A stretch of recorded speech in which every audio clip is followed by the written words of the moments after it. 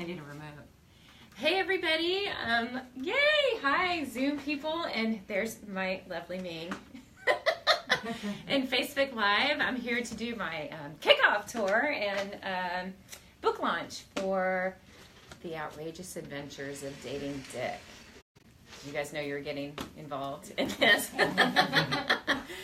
So I'm doing this informal kind of coffee tea, what I call TOADD Talk, which is the acronym of the book, The Outrageous Adventures of Dating Dick. But if you guys are familiar with TED Talks by any chance, so I'm doing very informal. So I'm coming live to kind of talk a little bit about my story and where this all came from. And really the topic today is going to be on self-love.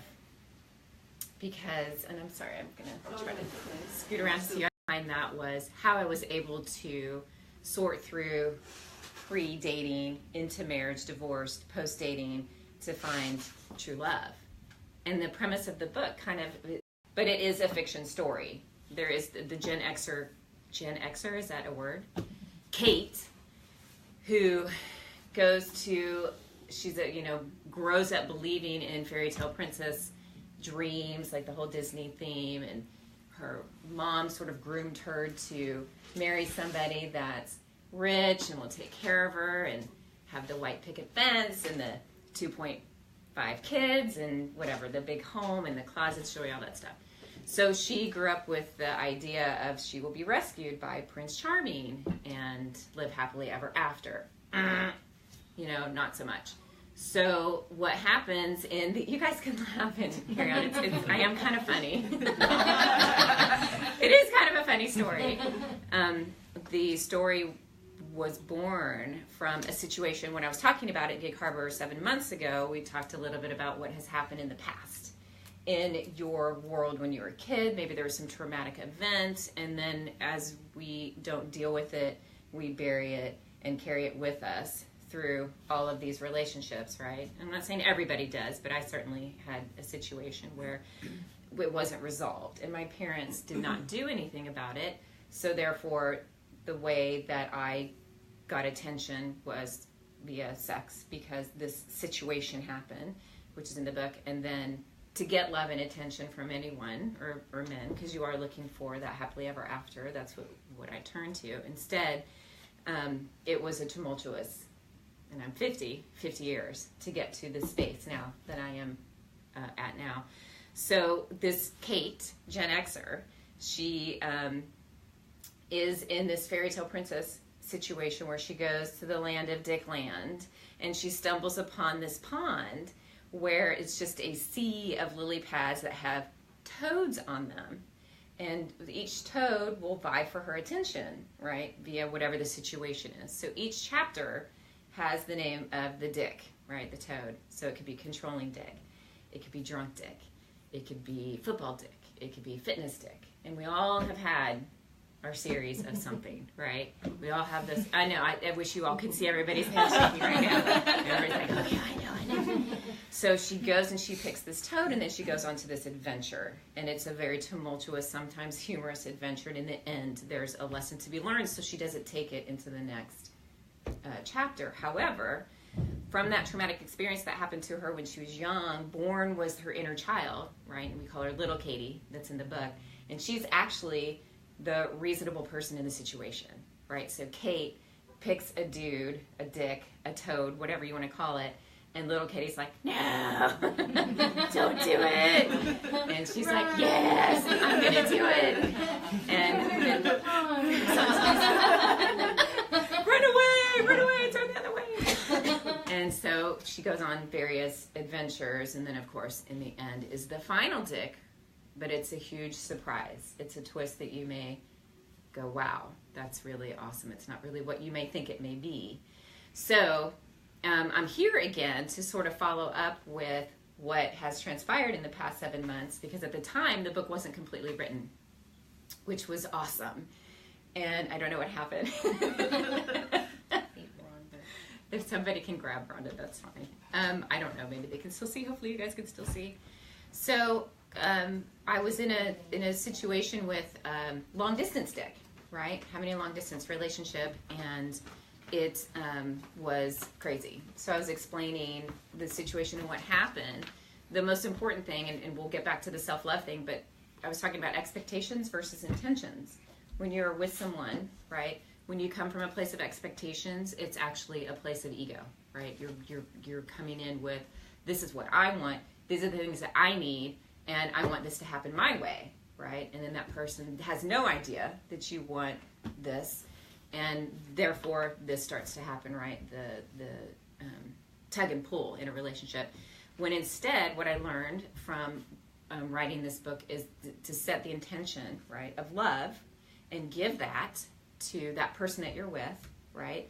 And then it may or may not come back, but love will come from somewhere else somehow.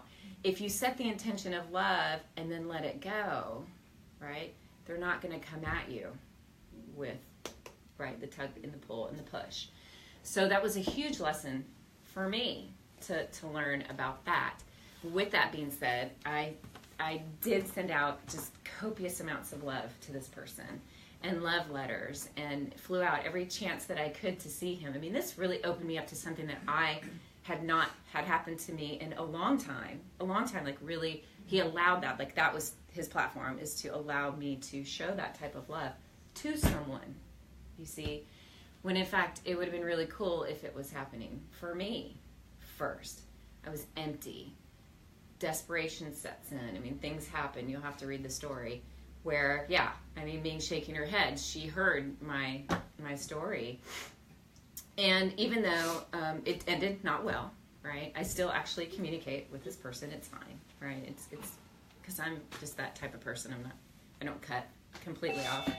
Although she may want me to. Hi, Dana. So anyway, getting back to the TOADD stuff and the talk, the other thing that I brought to attention, which I don't think I truly knew 7 months ago that I really understand now, is how to get to a space of loving yourself. Everybody can say, oh yeah, you know, you need to figure it out and love yourself, and then if you can show up for yourself in a situation, then you'll attract the right person. Well, how do you do that?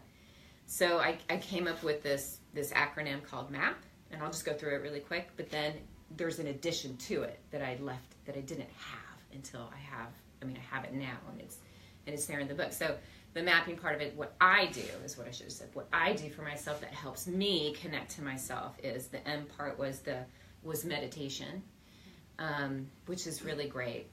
And you're all shaking your heads, and we're in intuitive alchemy, and that's what we do. I mean, it's a very spiritual, beautiful, loving, energetic place. That works for me. The A was affirmation and ascension, saying positive things about yourself, right? And understanding you and who you are. The ascension was, I think it was the expectations here versus the intentions, and then pulling that to, like, we're not better than anyone else and we're not worse than anyone else. We're here. And I love that ascension part because it's none of my business what anyone else thinks about me, right? None. It's nobody's business what anybody thinks about you guys. It's really not. And once you come into that space, then it's so freeing, you know, it's so joyful. It's like, oh my gosh, you know, I don't have to worry. And you can imagine that this book, I mean, the title alone has the word dick in it.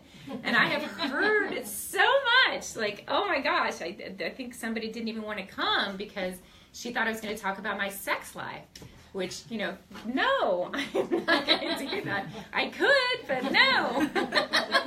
I'm not really wanting to do that. So it's a name. That's really what it is. And I actually asked several people to endorse my books. Like half of the people said no because they just said the content and it's just this, it's that. It's not in alignment with me. And that's fine. I get it. This is going to bring up so much controversy and I love it. You know why? Because it prompts you to think about you, your situation, and what you've been going through. Right? It's going to bring it up so much so that you're going to go, what am I going to do about this? I can push it down or I can really do something about it. So back to the ascension, right? Affirmations and ascension. And, you know, no doubt in my mind that we go into the mirror and we look at ourselves and we say, ugh, you know, stretch marks on my boobs, you know, cellulite, da-da-da. But how do you flip that to say something different instead? You know what? I have these stretch marks because I have these 2 beautiful children that nursed on me for 2 years, and they're healthy and happy, and I'm down with that. I need peace within yourself. You really do. Yeah. You do have to find peace, and it'll come.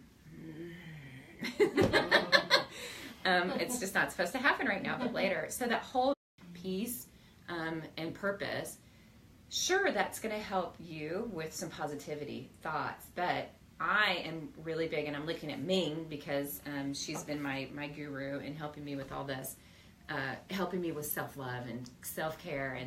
And when I first met Ming, she told me about this, I thought, you're crazy. I don't have time. I have 2 kids, I'm running a business, I'm doing this, I'm doing that. Who has time for themselves? Now, I work as fast as I possibly can so I can get to myself. It's like a total flip. And for so long, I thought, oh my gosh, I'm being so selfish, like so self-centered. And I've heard that before. You're so selfish and self-centered, and all you want is attention. No, I don't. I want to take care of myself. So I will take a nap, or I will do meditation, or I will say good positive, or listen to really inspirational works like Abraham Hicks, right? I love Esther Hicks and the work, and that's the missing component for me that I'm going to share today. That part of mapping, what goes with that is what is the book called? Money and the Law of Attraction.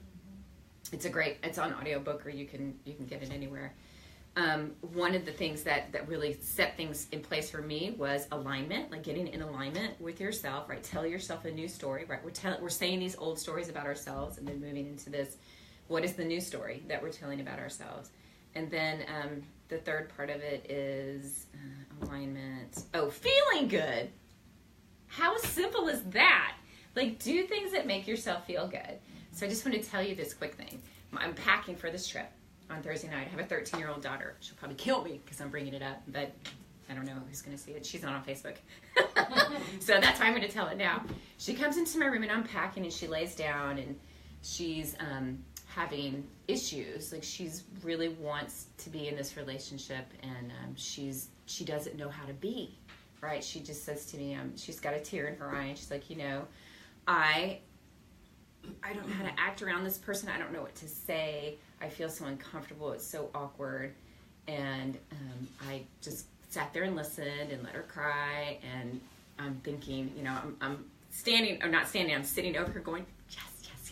Because this is the right person. I'm like the right person to talk to right now. But I can't tell her that because she'll say, oh God, I'm out of here. I'm leaving, because I'm so much of a nerd.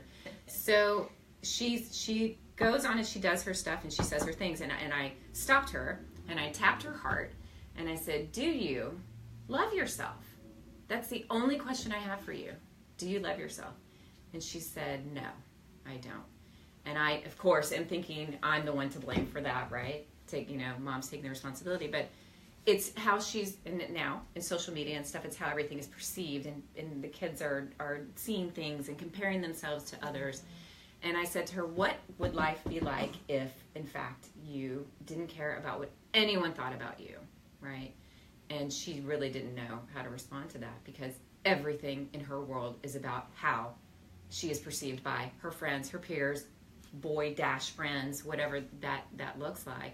And I'm thinking, dang it. She's 13 in her first relationship. I'm so excited. I get to share this with her so that she doesn't have to go through all the adventures and the crap that I did. Because if my mom had told me that when I was 13, do you see what I'm saying? Like, can we help in this generation not make the same mistakes that we did? And she said, so, Mom, what do you mean by loving yourself? And what do I do? And so I kind of talked her through, alignment, keeping your vibration high, and do stuff that makes you feel good. And she said, I don't understand vibration. And alignment, of course not. And so I said, okay, well, what makes you feel good? Well, I like to edit. Okay, so edit. Anytime you're feeling bad, pull out your computer and edit. What else makes you feel good? I love to take baths. Awesome. With those ridiculously expensive bath bombs, you know exactly what I'm talking about. Yes. Yeah. Take a bath. Take it for 2 hours. I will go out and get you these ridiculously expensive bath bombs if that's going to make you feel good. What else makes you feel good? Going to Starbucks. That's a definite Orange County, California thing. I don't know. I'll take you to Starbucks. Let's go. I mean, what is going to keep you at this level where you're not thinking all these rotten things about yourself? You know, she's got classes. She's going to have to get braces soon. She feels awkward. It's everything. She just feels yucky. And so that's what this is about, right? What would really, truly, what would it look like if you just didn't care? I mean, not care at all about what people think about you. What do you think? Yeah? No? Yes? Anything? Any thoughts? I'll stop talking because I've just gone on and on and on about It's theory, but I mean, I was raised, my mom would always say, anything we did as kids, well, what are the neighbors going to think? I know. What's so-and-so going to think? All the time. That What was are just the a neighbors gonna constant think? message. Mhm. What's so-and-so going to think? So I grew up that way. Yeah, I know. And see, and it goes back to our parents. And I'm not saying let's blame our parents because it's their fault. But what I'm saying is that's their generation. That is what they know. And so that's what I mean. It's like, can we just cut through the crap and say, no more, right? Let's stop it. Let's stop this talk. My neighbors think about it. And you know, there's something so gratifying, say on Facebook, when somebody posts a negative comment to something that you posted. I love that I can delete that post and unfriend them. Because I don't want that negativity in my life. I don't care what they're going to think if I unfriend them, and they're my neighbors too. I don't even do Facebook for that But reason. you know what I I've mean? never It's done just, it for there's that reason. an unfriend. I really appreciate you coming. You're welcome. Leilani, so good to see you. So we're talking about my book. Yay! And I want to hear from you guys too on situations that you've been in, relationships or whatever that, I don't know, that you are feeling, or maybe you're single and you're not in a relationship and you're having issues with people. I'm not going to just say the men, but yeah. I wouldn't say people, I would say society. I think society puts a lot of pressure on us to look younger, to be smarter, to weigh less. And I'm okay with who I am. I'm 52. I'll be 53. And you look amazing. Thank you. Yeah. I'm okay with that. Yeah. I don't want to look younger. I want to age gracefully. Mm-hmm. Right? Mm-hmm. Yes, here. Yeah. Yeah. But it's society. So what is it that is happening for you? Like, what is it that is upsetting you about what society is presenting? Their perception of what we need to look like or act like or be. Yeah. I recently started using Mary Kay cosmetics, and I've had people that have told me or that I'm getting old, or, you know, and a variety of people. Generation Xers, you know, have called me old, and I'm just like, I think I was just offended, but I'm okay with that. But so, anyways, Mary Kay Cosmetics, they send out a catalog, and first page that I opened to, it was just about, as women, we want to be younger looking, we want to be smarter, we want, and I mean, that was like the first sentence, and I just thought, no, I'm okay with not being younger, and or smarter, or so because you are who you are. Right. Yeah, and I am who I am. Yeah. Right. Which is why I called my Facebook page I Am Amy Katie. Oh well, if you don't like it, then you don't have to be on my page, and you don't have to be my friend, and moving on. I agree with you too, and here's what I do. Do you sell the product? No. Okay, so you are just using it, right? And so, of course, I mean, there's going to be that societal stuff. I tend to turn it off. Like, I tend to turn off the TV or the station or the commercial or something that's making me feel less than who I am. I'm done. I'm done with that. And that's what I'm trying to teach my daughter as well. It's like, stop. with the Facebook, or she doesn't do Facebook, sorry, whatever she does, Snapchat, Instagram. And Snapchat, it's like, Yeah. But in it and out goes to, like, the 24 hours. filters and, like, the Yes, the basically filters. social media Yeah. is a snapshot of who you are in that instant, and that's who you are. But that's just on the surface. Yeah. Right. And so when you meet, okay, so online dating, like Yay! Facebook apps. Online dating! Just to diverge a little bit, you know, people want, like, they put their filtered pictures up, and then when you meet them in person, they're not what it looks like. They're not who they say they are. And it also is in context of, I'd rather get to know a person, quote unquote, organically, like, but I don't have the time, so you use those different avenues. Like, hey, have a friend. Can you, like, who do you vouch for? So, like, let's go on a blind date. Let's do this. It's harder nowadays because everyone uses social media to connect, and their time is online or on their phone. And meeting people, I personally feel like it's difficult to meet quality people because some people are not very nice online, or they have a facade that doesn't equate the same person you're talking to. Some people have more confidence online, and then they do in person, and when they're in person, it's a 180. Like, I've met people in person who don't use online, and then I've met people who are online, and I meet them, I'm like, this is not what I expected. Like, you just have. It's hard to navigate in the society that it tells you have to be X, Y, and Z in order to be you, but then also own yourself and be confident because they're telling you how to be confident. That's where the disconnect lies. If you're happy doing the things that make you happy, who's to tell you that you're wrong? Like, if you want to use Mary Kay, you want to feel beauty, whatever capacity that is, do it. Like, don't have someone tell you you're old, or you're this, or you're that, or you're this. Because they don't know who you are, they just know an image of you. That's my two. Well, and they're selling the product. Yeah. What are the things that sell products the most? Insecurity and fear. Sex, Oh, that beauty, right? You know, Right. right. So, yes, we had this discussion a little bit yesterday. That's where we come in, where it's like, okay, let's just do what we need to do to, yeah.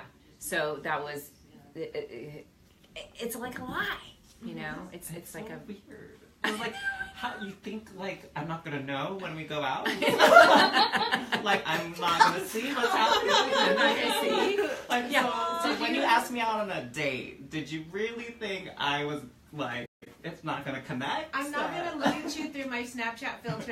So it Did you boggles even me. recognize him when you met him? I almost turned around and walked out. Oh. I did.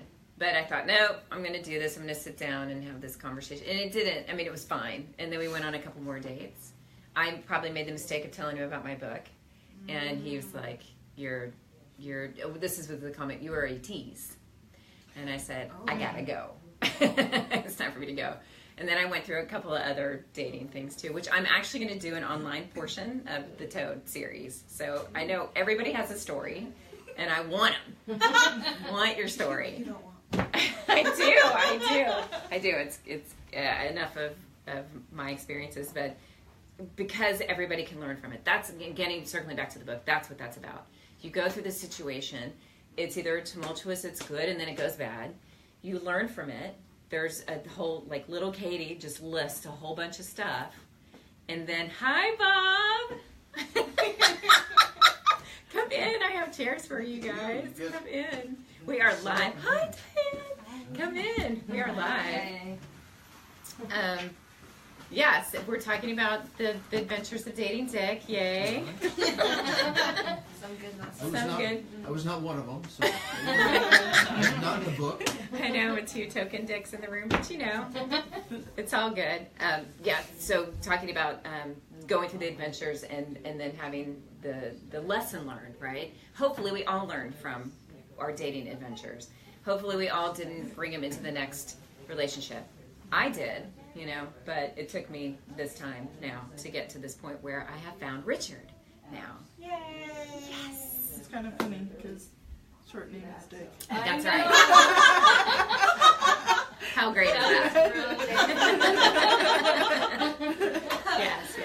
How ironic. Yeah. Yes. And And so it's like a match, right? You finally meet that person that is your equal, right? Yes, it's lovely. It's lovely. Lovely, lovely. And you're smiling, and you're happy, and you're radiant, and you're still, how long have you guys been married? Coming up on 12. 12 years, yeah. I want to flip this around and show everybody that you guys are here. We have a long history together, so I'm so excited. Okay, so back to that. So anyway, I want your stories. And I'm actually going to put a form online that you can download and see exactly like the layout of what that looks like if you really have something compelling to share, which, come on, don't you? Yeah. Situation that went awry, and it just brings up a lot of stuff for people. So do you guys have any questions about anything? Come on, give me something. Is there anything I can't see online if there's any questions. Where's your book? Well, you can pre-order it. It will be out. It's going to be out in February. It's in the final stages of edits, and the book cover is being done, and they just have to design the interior, which should take a couple weeks, and then it's out. But you can pre-order it online on my website, and then I'll send it out to you guys as soon as you get it, or as soon as I get it. Yeah, I know. I will sign them. Yes. So going back to this tour, speaking of book signings and stuff, I'm going to go from city to city. The kickoff is here, but I'm going to go from city to city and come in with a topic. So each book chapter, the chapter, the title is the name of the dick, and then there's the lesson, right? So I got a lot of lessons. I know. I mean, I have 20, but there's a lot more than that, a lot more lessons. So each city I'm going to talk about those lessons. So for this, it was just the kickoff and the launch. But the next city, I'll be in Newport Beach at an event there. I'm sorry, I don't remember the name of it. I want to tell everybody what it is because it's so good. Metaphysical Money? Metaphysical Money, yes. And I'm going to sit down and talk to some people in California in February. Then in March, I'm heading to Dallas, Texas. That's actually where it all began. And visit there, and then from there I'm going to St. Simon's Island, Georgia. That's where I grew up. My high school friends. There's a couple. No, I'm not going to say anything. There's a couple of lessons from that area, and then in May I'm going to Las Vegas, June Chicago, and then on down the line. Hopefully I'll be heading to Spain, Ireland, and London towards the end of the year, depending on how it goes here. I'm not really sure. With all the controversy and stuff, I'm going to kind of wait and do the U.S. first. The U.S. tour first, and then go from there. Yeah. I'm trying to think. There's a title. One of the titles is... So, like Long Distance Dick, I talked about that earlier. The lesson there was be careful who you give your key to. Ooh. Yeah. Yeah, that's a good one. So it's like that. So I'll go to Vegas, and I will talk about that. Be careful who you give your key to, right? And then we'll go to Newport, and I'll probably talk about feedback, right? How many copies do you have? It's like... You can have as many as you want. Yes, it's going to be on Amazon and Barnes & Noble, and it'll be on Kindle. And then the company that I'm publishing with, Lulu, they'll have it, and then I'm selling it on my site. Now, it's less now on my site now than it probably will be on those sites later, so you can go there and get it. But I'm so glad you guys came. And is there anything you want to know? Does the self-love and the self-care and all that, does that make sense? Does that help? Yeah? You don't have anything? Me? Yes. I know you're looking quite intently at me. I know. I can maybe see it in my eyes. I did. I heard you guys talking earlier, and I'm like, I wonder what he's got going on. Yeah. So actually, I identify as gender fluid. So Yes. I present as female in public as well. And so, like, when I first started growing out my hair... Thank you. Take that hair down. My mom hated it. My mom was like, oh my god, cut your hair. It looks so hideous. And because she's my mom, I just let her say it and do whatever. But it started to, like, grate at me. And then one day I was like, well, thank God you don't have to date me. Right. Since I'm not attractive enough for you or whatever, Yeah. since it's so ugly. And then ever since then, she never said anything. And so with what you were talking about being yourself and not caring what other people think, that's sort of the lesson I've had to go through the past 3 years of my life, where it's like, well, okay, I don't always feel like a boy, as society sees it, like, you know, I'm gonna go hunting and I'm gonna like build shit. That's away. And then it's like, then I always feel like a girl, where I feel like, oh, let me like bake cookies and like, you know, read bedtime stories to the little children. Like, I don't feel that way either all the time. Mm-hmm.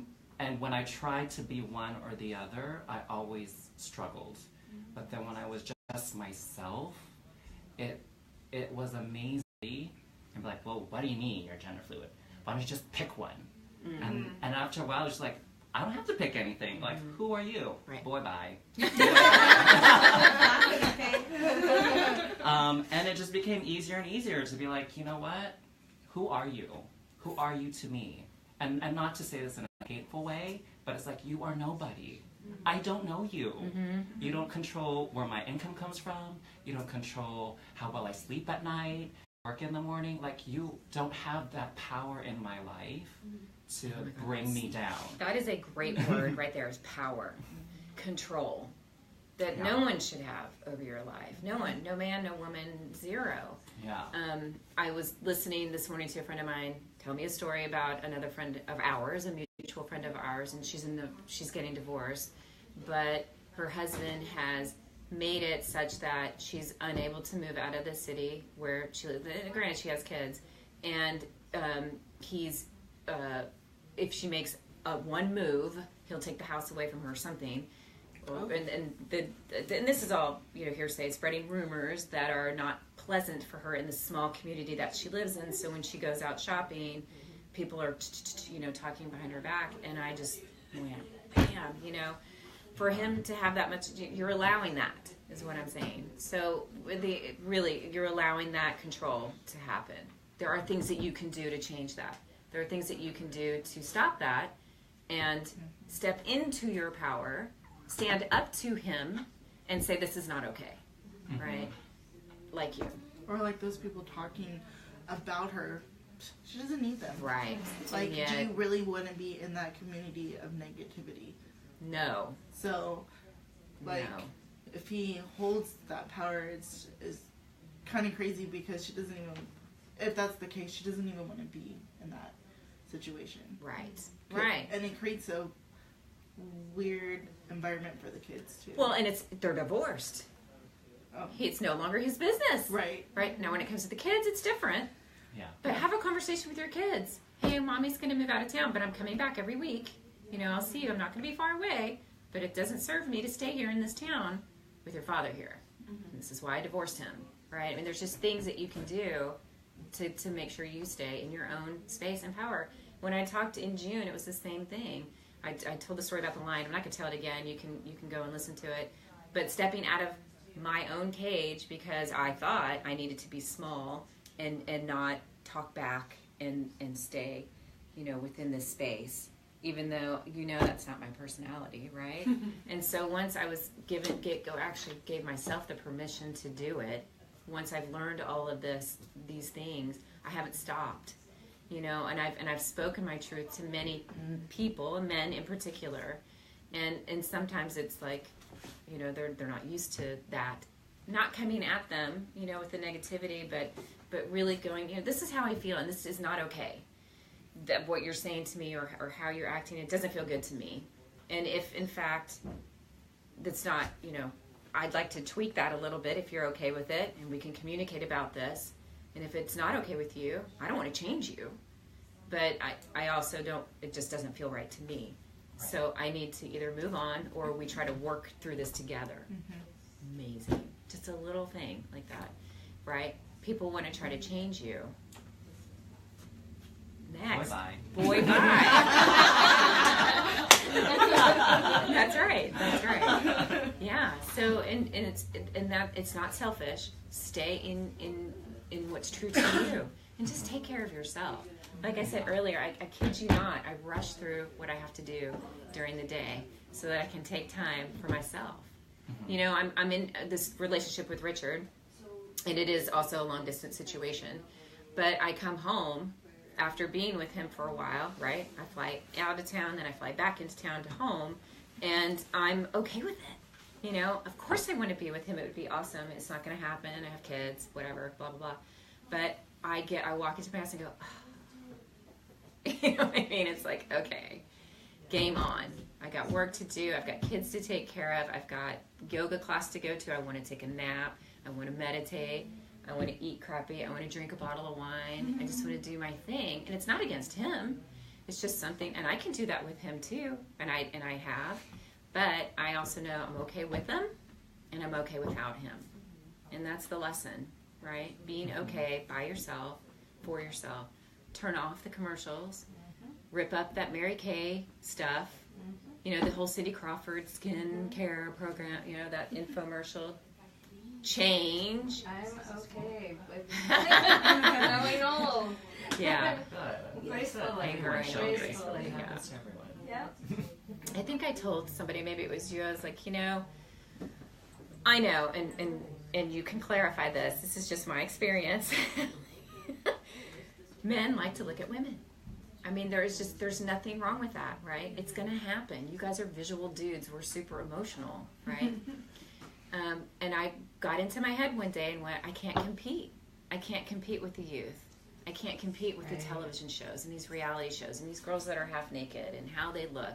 It's like, I don't want to compete. And I think Ming said, why do you think you need to compete? And I went, oh yeah, duh, you know, of course not. Right? So turn it off. Yep. And just be who you are, because whomever, and I'm sure if Richard doesn't work out, someone else will come along in that alignment with me, in that same vibration with me. I am done. And that's why we love you. Oh, thank you. Thank you. So do you guys have anything else you want to talk about? I love that you guys got to come at the last minute and sit in on this, because it's super, this is what I'm talking about. It's like everybody has a story. No one's really talking about it. I'm the one that's like, look at this, you know, this has happened, and this generation. Ming has read my book, and that she read it in a day, and she chimed in and said, you need to get this in the schools. Clean it up a little bit, but put it in the schools. Because it's something that I wish I'd had when I was my daughter's age and high school. Awkward times. Really awkward times. Yeah. Did you let your daughter read it? You know what? She has read a couple chapters, and she's okay with it. I'm not sure how my son's gonna take it, but How old's your son? 14. Oh, okay. Yeah, he's pretty conservative. I don't know. I mean, they know I'm writing it. I don't know. I mean, that generation, I'm not quite sure. I haven't sorted that out yet. One step at a time. One day at a time, right? Just stay present. That's it. Stay present in the moment and hope for the best, right? Yeah. So yeah, I mean, that's it. You guys can go onto my website, check out, I think it's under outrageous information, and you can read the synopsis. You can sign up on the newsletter. Actually, it's not a newsletter. Sorry, I don't send out newsletters, but you can opt in. And I'm just going to send you a quick email about the launch when the book comes out. And gosh, is there anything else? You can order now if you want to. But look for me in different cities talking on different topics about the outrageous adventures of dating Dick, or sex, love, and dating dicks. Yeah, it's all good. And I super duper appreciate you guys coming out and helping me with the kickoff and the launch for the TOADD Tour. If you have any questions, you guys can always message me. I will be happy to answer them, and I will see you guys at the end of February in Newport Beach. Yep. Yes, go to I Am Amy Katie on Facebook. I do blogs and question answer stuff, and they keep you all posted on what's happening. So yeah, is that good? Yeah. That's good. Yeah.